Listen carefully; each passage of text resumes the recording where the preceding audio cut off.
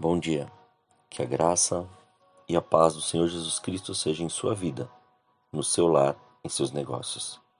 Quero agradecer a Deus por permitir entregarmos nossas primícias a Ele e juntos desfrutarmos de mais um dia dessa palavra que se encontra na carta de Judas, capítulo 1, versículos 17 a 23.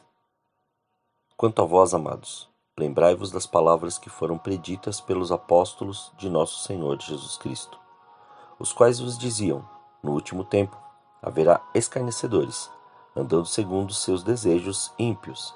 São estes os que causam divisões, são sensuais e não têm o Espírito.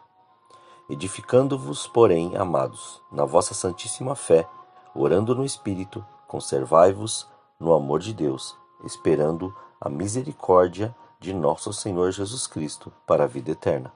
E apiedai-vos de alguns que estão na dúvida, salvai-os, arrebatando-os do fogo. Quanto a outros, tende misericórdia em temor, detestando até a roupa manchada pela carne.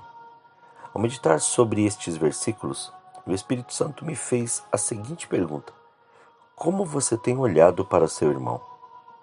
E quando disse irmão, não falou especificamente aqueles que reconheceram que Jesus é o caminho, a verdade e a vida e que através dele estamos reconciliados com o Pai, mas sim como o nosso semelhante, com o ser humano que está ao nosso lado, aquele que não tem o entendimento e o conhecimento que você tem acerca do relacionamento com Cristo.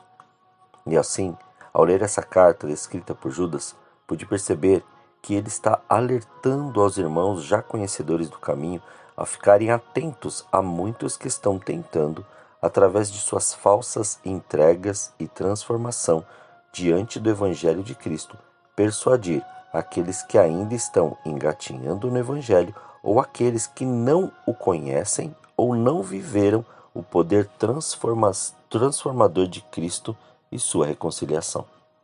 O mais interessante é que estamos vendo isso acontecer diante dos nossos olhos, pois quantos estão ao nosso lado e falam do Evangelho, falam de Cristo, sabem o que está escrito na Bíblia, vivem falando de Deus, mas seus corações continuam contaminados e voltados para as vontades e desejos dessa terra, não discernindo aquilo que Jesus fez na cruz do Calvário quando entregou sua vida por nós, sendo crucificado, e no terceiro dia venceu a morte para nos dar uma vida de reconciliação com Deus, uma nova oportunidade de reconstruir, um novo caminho para nos limpar e ferramentas para aprendermos como agir em todas as situações.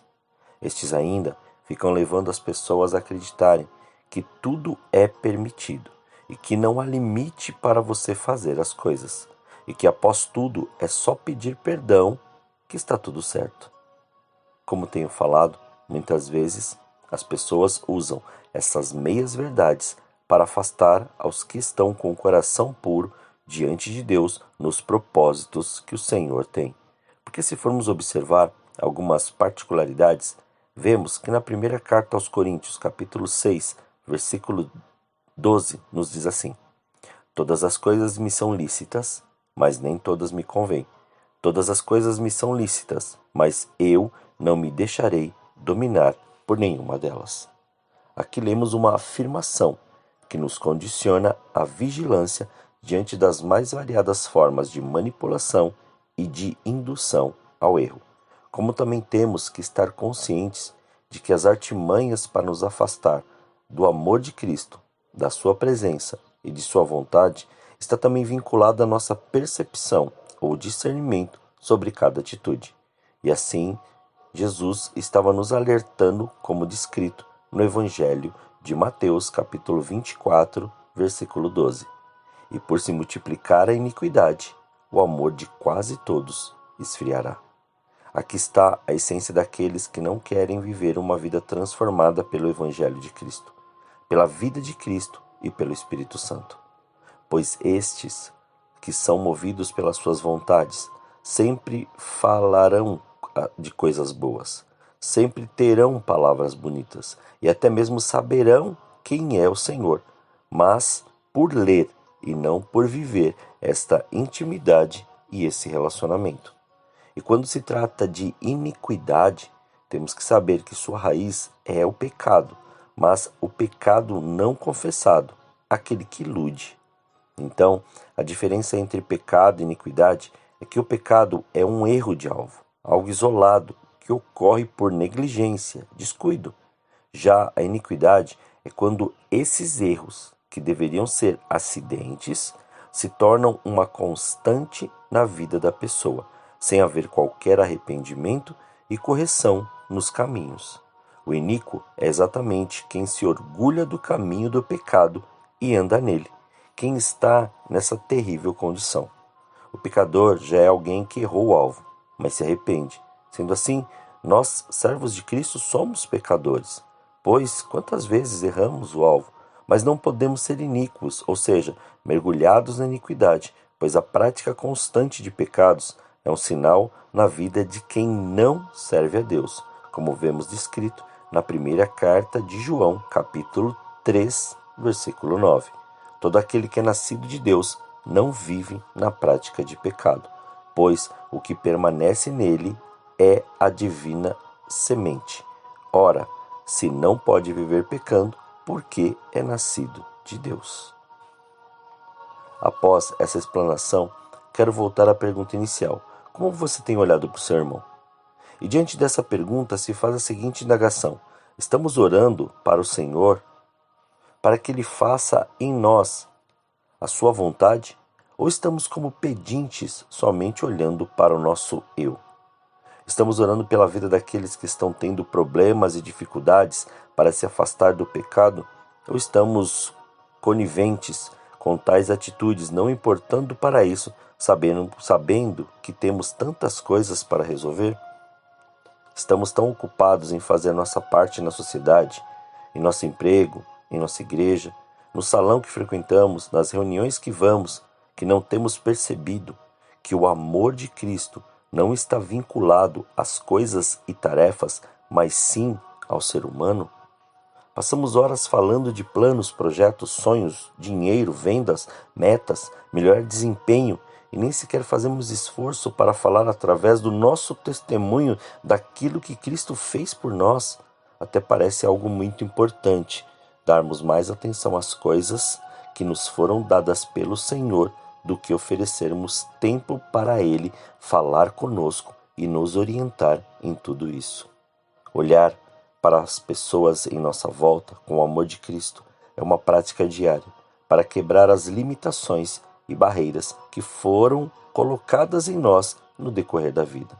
Cada um sabe qual o seu chamado, qual o seu dom, qual sua habilidade e talento, porque isso se manifesta naquilo que você faz naturalmente. O esforço só vem quando temos que nos manter firmes nesse propósito. Portanto, comece a observar que o Senhor tem preparado o melhor para você. Só não deixe que as pessoas dessa terra te influenciem a ponto de sua prioridade não ser a presença do Senhor e seu olhar deixar de ser de amor e compaixão pelo próximo. Haverão dias que não conseguiremos ajudar, mas poderemos continuar orando por eles, ouvindo-os e deixando o Espírito Santo fazer a sua vontade. Não deixe que o exterior fale mais que o interior daquela pessoa. Não permita olhar com os olhos da carne, mas com os olhos do Espírito, pois uma pessoa bem arrumada não significa que ela viva essa presença. Como uma pessoa desarrumada também não significa ser conhecedora dessa verdade. Não deixe nossos olhos nos enganarem. Deixe o Espírito Santo te dar o discernimento de cada situação, pois aparências podem mostrar aquilo que a pessoa não vive. Portanto, permita o Espírito Santo todos os dias te aperfeiçoar em amor, para saber discernir tudo o que está acontecendo, as pessoas que passam em nossa vida e como resolver cada situação. Não deixe sua mente ser iludida por palavras bonitas, mas pela presença que alimenta o nosso espírito. Oremos. Senhor, nós te louvamos e te agradecemos, Pai. Graças nós te damos por esse dia. Muito obrigado pelo seu amor, obrigado pela sua presença.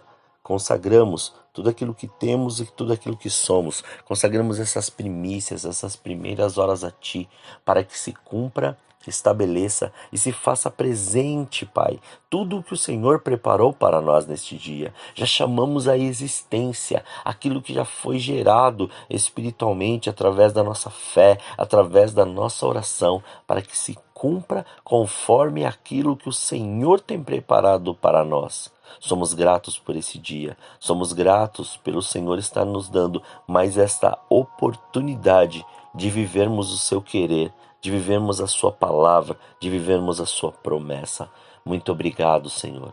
Graças nós te damos e que cada dia mais o Senhor aperfeiçoe este amor, esta compaixão, aperfeiçoe em nós e nos dê discernimento para nós não ficarmos julgando, falando ou até mesmo deixando com que nenhum tipo de raiz de amargura ou até mesmo a falta de perdão permaneça em nós, mas antes que nós possamos nos desvincular disso a ponto de levar esta verdade de Cristo a todas as pessoas que estão necessitando e ainda mais deixar-nos sadios para poder continuar a praticar este amor. Graças te damos, Pai. Muito obrigado. Assim nós oramos, agradecidos, em nome de Jesus. Amém. Tenha um dia abençoado e receba este amor que excede todo entendimento, em nome de Jesus. Amém.